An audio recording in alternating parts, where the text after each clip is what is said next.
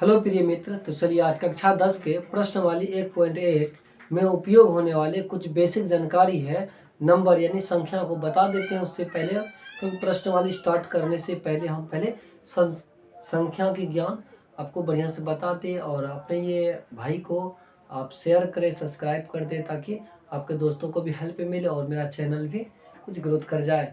तो इतना ही मेरा मनोकामना है। अब चलिए आप टॉपिक को लेते हैं। टॉपिक मेरा क्या करें, देखिए ये करा प्ले प्राकृतिक संख्या। क्या है मेरा? प्राकृतिक संख्या है।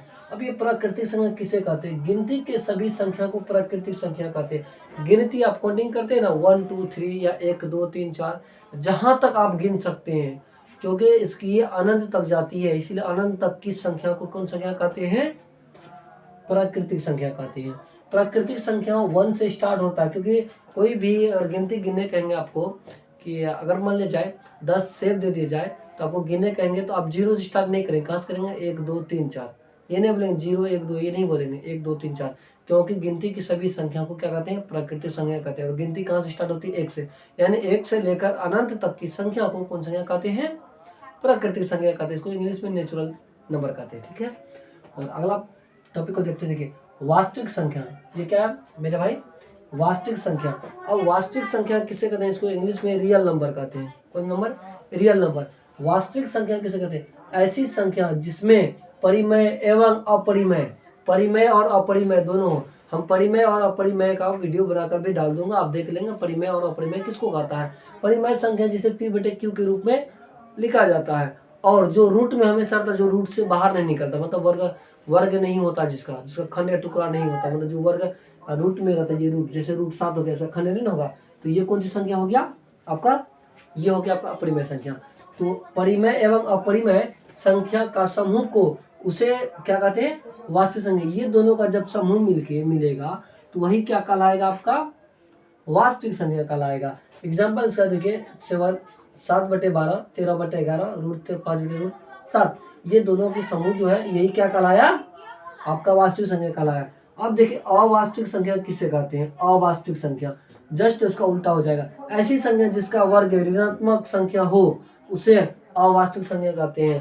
करा ऐसी संख्या जिसको वर्ग में लेने पर और वो हमेशा माइनस में आए, ऋणात्मक का मतलब माइनस, मतलब नेगेटिव में आए, उसी को क्या कहेंगे? अवास्तविक संख्या कहेंगे। तो चलिए अब सम और विषम संख्या को जानेंगे। ये सम संख्या किसे कहते हैं?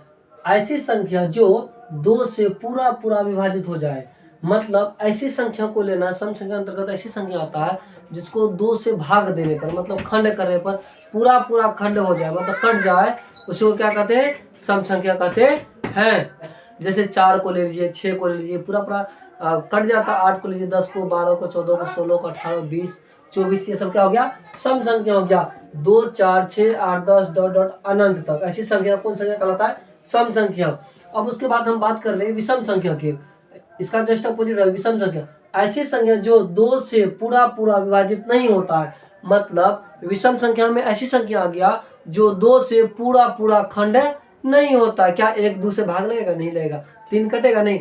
2 को अगर 3 से भाग देते हैं तो 1 मेरा शेषफल रह जाता है, इसीलिए वो भी नहीं होगा। 5 भी नहीं होगा, 7 भी नहीं होगा, 9 भी नहीं होगा, 11 भी नहीं होगा। तो इसी तरह का तो जितने भी संख्या है 1 से लेकर डॉट अनंत तक संख्या को कौन संख्या कहते हैं? विषम संख्या कहते हैं। अब हम पूर्ण संख्या की बात कर ले।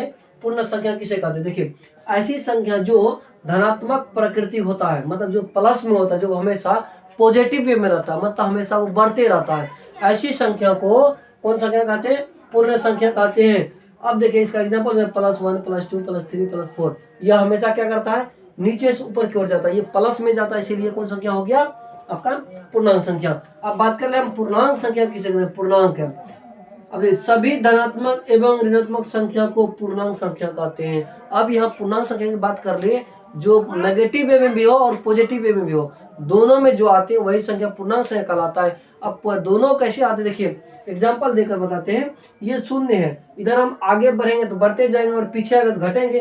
कोई भी मनुष्य कोई भी कार्य को करता है, अगर वो दिन पे दिन अगर उसका बिजनेस चल रहा है तो वो आगे बढ़ रहा है, अगर नहीं चल रहा वो नीचे क्या कर रहा है? घट रहा। उसी तरह ये 0 से स्टार्ट हुआ, इधर बढ़ते क्रम में, उधर घटते क्रम में। अब ये जो संख्या है ये 0 बोलेंगे आप। 0 सर कौन सी संख्या? 0 में प्लस माइनस दोनों बराबर आता है, इसीलिए उदासीन संख्या होता है, नेचुरल नंबर। ठीक है, नेचुरल होता है, उदासीन मतलब सामान्य होता है, इसमें प्लस माइनस दोनों बराबर आता है। तो चलिए अगला टॉपिक को देखते हैं। अगला टॉपिक मेरा क्या कह रहा है, भाज्य संख्या किसे कहते हैं, यानी भाज्य संख्या क्या है। इसकी परिभाषा हो जाएगा ऐसी संख्या जो स्वयं के अलावा किसी भी संख्या से विभाजित होते हैं। ऐसी संख्या जो स्वयं से भी कटे और अन्य सभी से कटे, मतलब लगभग से, ऐसी संख्या को भाज्य संख्या कहते हैं। जैसे मान लीजिए हम 8 लेते हैं, 8 देखिए 2 से भी खंड हो जाएगा, 8 देखिए 1 से भी खंड हो जाएगा, 8 देखिए 4 से भी खंड हो जाएगा, और 8 से भी खंड हो जाएगा। कितने संख्या से खंड हुआ, इसी संख्या को हम क्या कहेंगे, भाज्य संख्या कहेंगे। एग्जाम्पल है 4, 6, 8, 9 आदि आने तक। चलिए अभाज्य की बात कर ले, अभाज्य संख्या किसे कहते हैं। तो अभाज्य संख्या ऐसी संख्या जो स्वयं से कटे और एक से कटे, ऐसी संख्या हम अभाज्य संख्या कहते हैं। जैसे हम मान लें कि अगर हम 3 को लेते हैं, 3 को अगर 1 से भाग देते हैं 1 से कट जाएगा, अगर हम 3 को 3 से भाग देते हैं तो कट जाएगा, अगर दूसरे देंगे क्या कटेगा, या और किसी अन्य संख्या से देंगे कटेगा, नहीं कटेगा। उसी संख्या को हम क्या कहेंगे, अभाज्य संख्या कहते हैं, क्योंकि अभाज्य का परिभाषा ही वही होता है। देखिए परिभाषा वही होता है, ऐसी संख्या जो स्वयं और एक से विभाजित होते हैं, जो स्वयं और एक से विभाजित होते हैं उसी को क्या कहते हैं, अभाज्य संख्या कहते हैं। जैसे 2, 3, 5, 7, 11, 13, 9 नहीं होगा। 9 क्यों नहीं होगा, क्योंकि 9 को देखिए, 9 को जब खंड करेंगे ये 3 से भी होगा और 1 से भी होगा और 9 से भी होगा, है ना, खंड होता है ये तीनों से, इसीलिए अभाज्य संख्या नहीं होगा।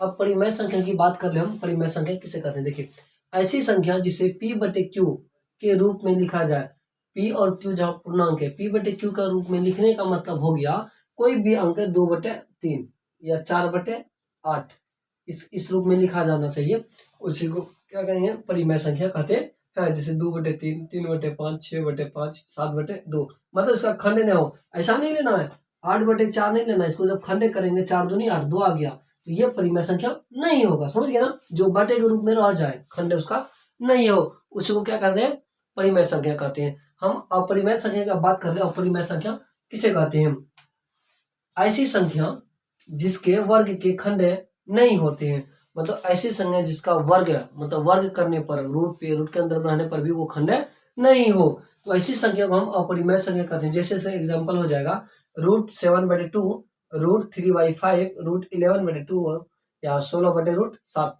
आदि। ये सब संख्या देखिए आप खंड करेंगे नहीं, रूट से हटवे नहीं करेगा, क्योंकि ये कौन संख्या है, अपरिमेय संख्या। अगर आपको यहीं पे हम परिमेय संख्या ले लेते, 16/8 ले लेते हैं या 16/4 ले लेते हैं, कुछ ले ले, 16 का वर्गमूल 4 हो गया और 4 का वर्गमूल 2 हो गया, ये कट कर गया 2 दूनी 4, ये क्या आ गया, परिमेय संख्या। तो यही अपरिमेय और परिमेय, भाज्य, अभाज्य, पूर्ण, पूर्णांक या सम, विषम, टोटल संख्या हमने क्लियर कर चुके हैं इसी अध्याय में, और आपको ये प्रश्न समझ में आ गया होगा। तो चलिए अगला वीडियो में मिलते हैं, प्रश्नावली 1.1 को लेकर और टोटल मैथ को बिल्कुल सरल तरीका से बताएंगे। और आप बने रहिए चैनल पे, और चैनल को सब्सक्राइब कर ले, अगर आप नए हैं तो सब्सक्राइब भी कर ले और शेयर भी कर दे, ताकि आपके दोस्तों को भी हेल्प मिले। चलिए तब तक के लिए धन्यवाद।